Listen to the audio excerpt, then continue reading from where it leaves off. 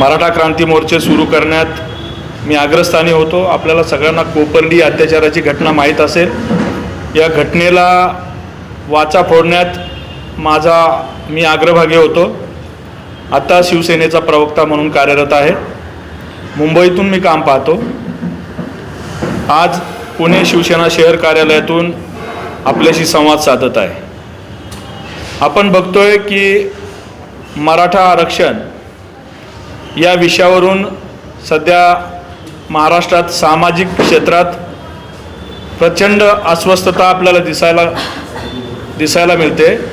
मनोज जरांगे पाटलांचं जे आंदोलन जालन्यातून सुरू झालं आणि आज हे आंदोलन ज्या स्तरावर आहे, आज मात्र बऱ्याच मोठ्या प्रमाणात मराठा आणि ओबीसी समाजात संभ्रम किंवा विवाद निर्माण होतील अशा पद्धतीचं दोन्ही बाजूने काही मंडळींकडून वक्तव्य सुरू आहेत। त्या पद्धतीचा मराठा ओबीसी वाद पेटतोय की काय असं वातावरण आपल्याला महाराष्ट्राच्या सामाजिक जीवनात पाहायला मिळतंय। या पार्श्वभूमीवर मी आपल्याशी संवाद साधत आहे। आपण बघतोय दररोज वेगवेगळी स्टेटमेंट माध्यमांमध्ये दोन्ही बाजूच्या नेत्यांची येत आहेत। मराठा समाजाला कुणबीची प्रमाणपत्रे मिळावीत ही मनोज जरांगे पाटलांची मागणी जालन्यातून त्यांनी यासाठी आंदोलन सुरू केलं। मनोज जरांगे पाटलांच्या आंदोलनाला मुख्यमंत्री एकनाथजी शिंदे यांच्या नेतृत्वाखाली सरकारने सकारात्मक प्रतिसाद देत न्यायमूर्ती शिंदे समिती नेमली। या समितीच्या माध्यमातून जुन्या नोंदी तपासणं, जे 1967 पूर्वी जुन्या नोंदी ज्या मराठा बांधवांच्या आढळतील, ज्यात कुणबी म्हणून नोंद आढळेल, अशांना जात प्रमाणपत्र देता यावीत, हे प्रमुख लक्ष ठेवून ही न्यायमूर्ती शिंदे समिती काम करते आहे। या शिंदे समितीच्या माध्यमातून जेव्हा या जुन्या नोंदी तपासल्या जातील, या नोंदी एकूण 14 प्रकारच्या जे जुने कागदपत्र आहेत, मग त्यात खासरापत्र असतील, जुनी खरेदी खतं असतील, बक्षीसपत्र असतील, गाव नमुना नंबर 14 असेल किंवा वेगवेगळी कागदपत्र, अशा 14 प्रकारच्या कागदपत्रांमध्ये या नोंदी आढळून आल्या तर त्याची नोंद घेतली जाते। आता ही प्रक्रिया माध्यमांमधून तिचा जास्त प्रचार प्रसार आतापर्यंत झाला नाही असं वाटतंय। आपण जर प्रत्येक तहसील कार्यालयात बघितलं तर या नोंदी अतिशय काटेकोर शिस्तबद्धपणे आणि या नोंदी ज्या ठिकाणी शोधल्या जातात, ही कागदपत्र जिथे तपासली जातात त्या ठिकाणी कुठल्याही बाहेरच्या व्यक्तीला त्या ठिकाणी प्रवेश, इंटरफेअर करायला संधी नाही। अतिशय कडक शिस्तीत हे काम सुरू आहे, कारण ही बाब अतिशय संवेदनशील आणि गंभीर आहे। यात कुठली छेडछाड होता कामा नये, मल प्रॅक्टिसेस होता कामा नये, ही काळजी प्रशासनाकडून राज्यभर घेतली जाते। आता मराठा कुणबी या नोंदी देण्याबाबत सरकारने सकारात्मक निर्णय घेण्याचं कारण आपल्याला प्राधान्याने मी या ठिकाणी सांगतो की हा निर्णय 2004चा आहे। ज्यावेळेस खत्री कमिशन होतं, खत्री कमिशनने अशी शिफारस केली की ज्या मराठा बांधवांच्या मराठा कुणबी किंवा कुणबी मराठा अशा जुन्या नोंदी आढळतील त्यांना कुणबी जातीची प्रमाणपत्र देण्यात यावीत अशी शिफारस खत्री कमिशनने केली। आणि त्यानंतर अशाच शिफारसी इतर अनेक जातींबाबत कमिशनने केलेल्या आहेत। फक्त मराठा समाजाच्या बाबतीत, मराठा कुणबी समाजाच्या बाबतीतच अशा शिफारसी आहेत अशातला भाग नाही। अशा अनेक जात घटक आहेत की ज्यांना अशा शिफारसी मिळाल्या आणि त्यांना कुणबी जातीची किंवा त्यांच्या जातीची प्रमाणपत्र मिळायला लागली। तर या 2004च्या 1 जून 2004चा शासन निर्णय आहे, त्या शासन निर्णयानुसार आज जी प्रक्रिया राज्यभर सुरू आहे, मराठा कुणबी मराठा नोंदी शोधण्याची ही प्रक्रिया चालू आहे। याच्यासाठी 2000चा जो अधिनियम आहे, जात प्रमाणपत्र देणे आणि जात प्रमाणपत्राची पडताळणी करणे, यासाठीचा 2000चा अधिनियम आणि 2012चे नियम, ही जात प्रमाणपत्र आणि पडताळणी करण्याबाबत काय कार्यपद्धती असावी यासाठीचे 2012चे नियम आहेत। यानुसार हे सगळं काम चालतं.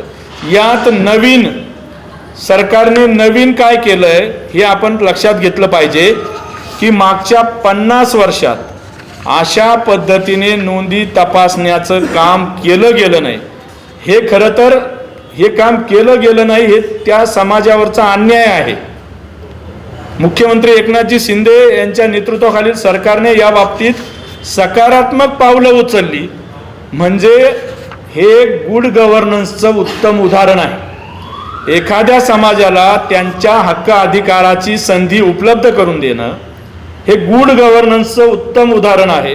आपण बघतो आमच्या आदिवासी बांधवांना जे खेड्यापाड्यात तांड्यावर राहतात अशा अनेक बांधवांना त्यांना तिथलं आरक्षण असतानाही त्या आरक्षणात जातीची प्रमाणपत्र कधी मिळाली नाही, त्यांच्या जातीच्या प्रमाणपत्रांची पडताळणी झाली नाही. अशा बांधवांना किंवा ओबीसी बांधवांनाही बऱ्याच वेळा सरकारी पातळीवर ड्राईव्ह राबवले जातात, स्पेशल ड्राईव्ह राबवले जातात जातीची प्रमाणपत्र त्यांना निर्गमित करण्यासाठी. म्हणजे हा एक चांगला प्रशासनाचं एक चांगलं काम आहे ते आता सुरू आहे. यात फार आकांड तांडव करण्यासारखी परिस्थिती नाही. मात्र महाराष्ट्रातल्या सुसंस्कृत महाराष्ट्र आपण म्हणतो, पुरोगामी महाराष्ट्र आपण म्हणतो, मात्र या ठिकाणी मराठा समाजातील काही नेते असतील किंवा ओबीसी समाजातील काही नेते असतील यांच्याकडून ज्या पद्धतीने बेजबाबदारपणाची वक्तव्य सुरू आहेत, दोन्ही समाजात भांडणं वाढतील अशा पद्धतीने चिथावणीखोर वक्तव्य सुरू आहेत. ज्या काही कुणबी नोंदींच्या बाबत शिंदे समितीचं जे काम चालू आहे त्या आकडेवारी ज्या आहेत त्या आकडेवारी अवास्तव आकडेवारी सांगून दोन्ही समाजात अस्वस्थता निर्माण करण्याचं काम सुरू आहे. वास्तव आकडेवारी या दोन्ही समाजापुढे जात नाही. ही प्रक्रिया नक्की कशी सुरू आहे हे दोन्ही समाजापुढे जात नाही आणि यामुळे दोन्ही समाजातली दरी वाढते आहे.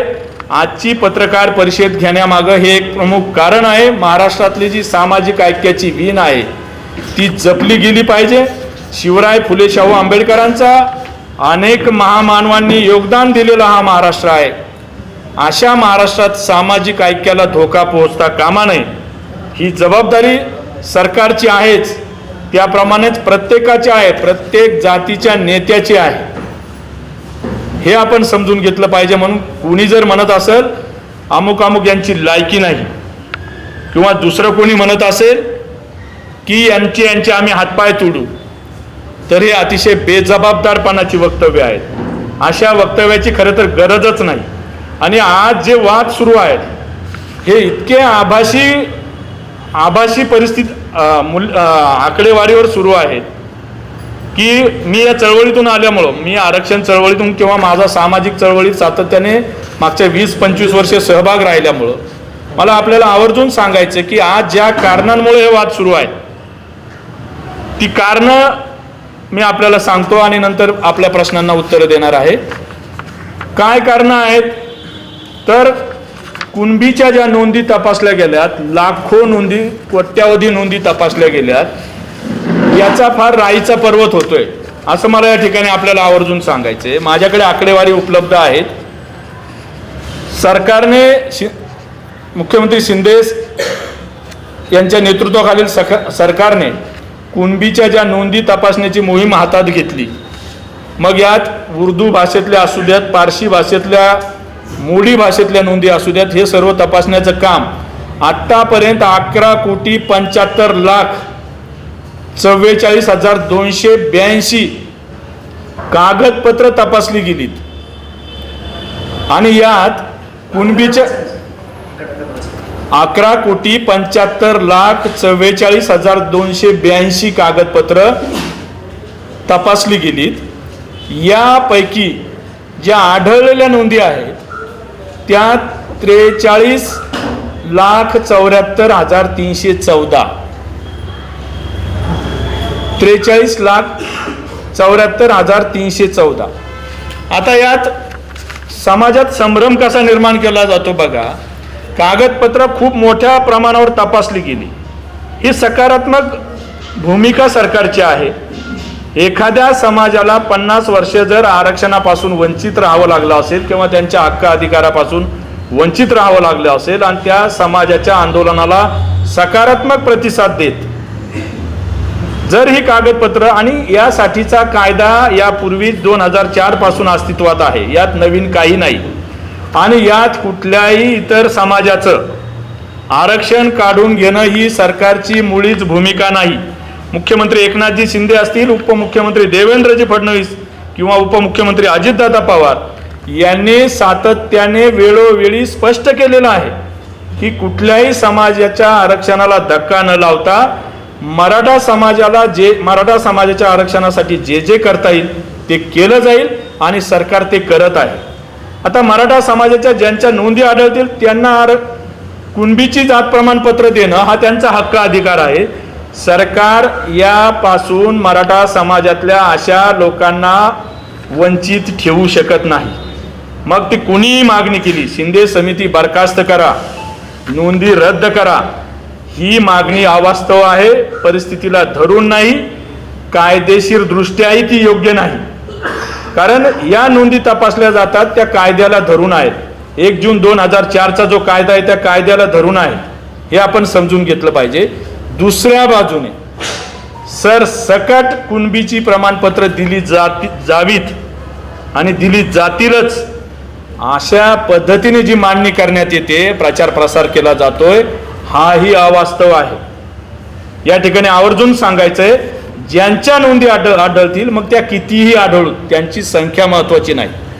ज्यांच्या जुन्या नोंदी आढळतील त्यांना कुणबीची प्रमाणपत्र दिली जातील, याबाबत सरकार ठाम आहे.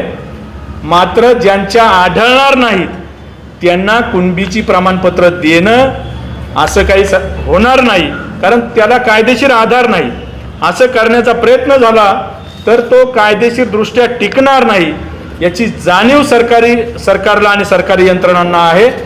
मग एवढं सगळं स्पष्ट असताना कुणी म्हणतं ओबीसीचं आरक्षण काढून घेतलं जातंय, कुणी म्हणतंय आम्हाला आता ओबीसीतून सरसकट आरक्षण मिळणार आहे.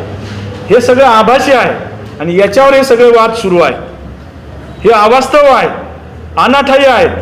हे वाद थांबले पाहिजेत आणि जे कायद्याला धरून आहे ते सरकार करते, त्यात कुणीही अडथळे आणू नयेत आणि महाराष्ट्रातलं सामाजिक स्वास्थ्य बिघडेल अशी कृती आणि बेजबाबदारपणाची वक्तव्य कुणीही करू नयेत असं या ठिकाणी नम्र आवाहन मी या दोन्ही घटकांना करतो आहे. आता कुणबीच्या ज्या नोंदी आढळल्या त्या प्रामुख्याने कोणत्या भागात जास्त आढळल्यात हे मला आपल्याला सांगायचं. तर त्या कोकणात जास्त आढळल्या. आता कोकणातला जो कुणबी समाज आहे यांना 1967 पासून या कुणबीचे दाखले मिळत आहेत. नागपूर विभागात आढळल्यात, अमरावती विभागात आढळल्यात. यांच्या आकडेवारी फार मोठ्या आहेत. आज जे आकडे आपल्या समोर येतात यातल्या बऱ्याच लोकांनी 1967 पासून आणि नंतर 2004 पासून कुणबीचे दाखले काढलेले आहेत. ही आकडेवारी आपण समजून घेतली पाहिजे. काही ज्या नोंदी आहेत त्या नोंदी एकाच व्यक्तीच्या नोंदी अनेक कागदपत्रांमध्ये मिळतात. जेव्हा एकाच व्यक्तीच्या नोंदी मी आधी सांगितलं की 14 प्रकारची कागदपत्र तपासली जात आहेत.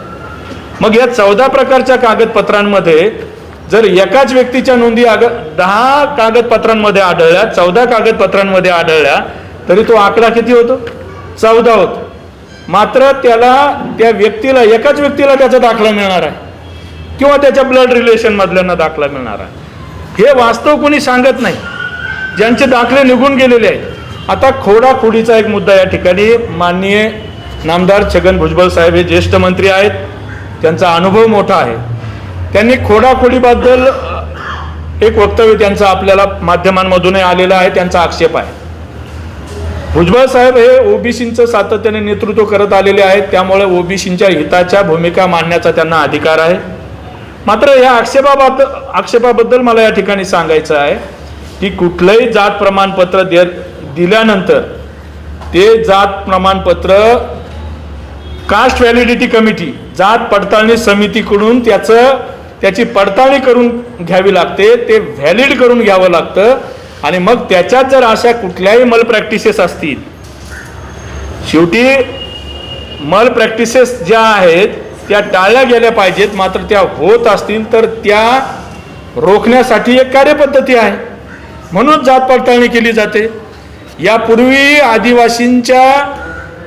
बोगस आदिवासींचे हजारो प्रमाणपत्र काढली गेली होती, ती जात पडताळणीत रोखली गेली. आपल्याला सगळ्यांना माहीत असेल 23,000 कर्मचाऱ्यांची जात पडताळणी इनव्हॅलिड ठरलेली होती. सर्वोच्च न्यायालयाने उच्च न्यायालयाने रद्द करण्याचे आदेश दिलेले होते. मग त्यामुळं असे कुठे खाडाखोड एखाद उदाहरण कुठे आढळलेलं असेल, हे सगळ्या जातींच्या बाबतीत आढळू शकतं, मात्र त्यांना पुन्हा पुढच्या परीक्षेतून जायचं असतं.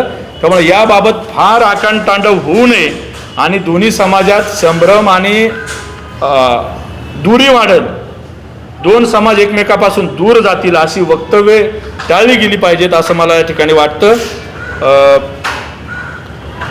एक मुद्दा आपल्याला सांगतो फक्त. 1967ला जी ओबीसींची यादी प्रसिद्ध झाली तर ही यादी 180 जातींची होती. आज ओबीसींची ही यादी आहे 346 जातींची. म्हणजे मधल्या 40-50 वर्षात 266 जातींचा ओबीसींच्या यादीत समाविष्ट झालेला आहे. ओबीसींची यादी सातत्याने वाढत असते, जातींचा त्याच्यात समावेश होत असतो किंवा प्रगत झालेल्या जाती बाहेर पडत असतात. ही अविरत चालणारी प्रक्रिया आहे, हे आपण समजून घेतलं पाहिजे. राज्य मागासवर्ग अधिनियम 2005 जो आहे त्यानुसार ही प्रक्रिया सातत्याने चालत असते. त्यामुळे यात काही लोकांना कुणबीची प्रमाणपत्र मिळाली म्हणजे फार काही वेगळं झालेलं आहे असं चित्र महाराष्ट्रात निर्माण होऊ नये, ही आपली सगळ्यांची जबाबदारी आहे, सगळ्या नेत्यांची जबाबदारी आहे. धन्यवाद. आमची व्हिडिओ बातमी आवडल्यास लाईक, शेअर आणि समांतर चॅनलला सबस्क्राईब करायला विसरू नका.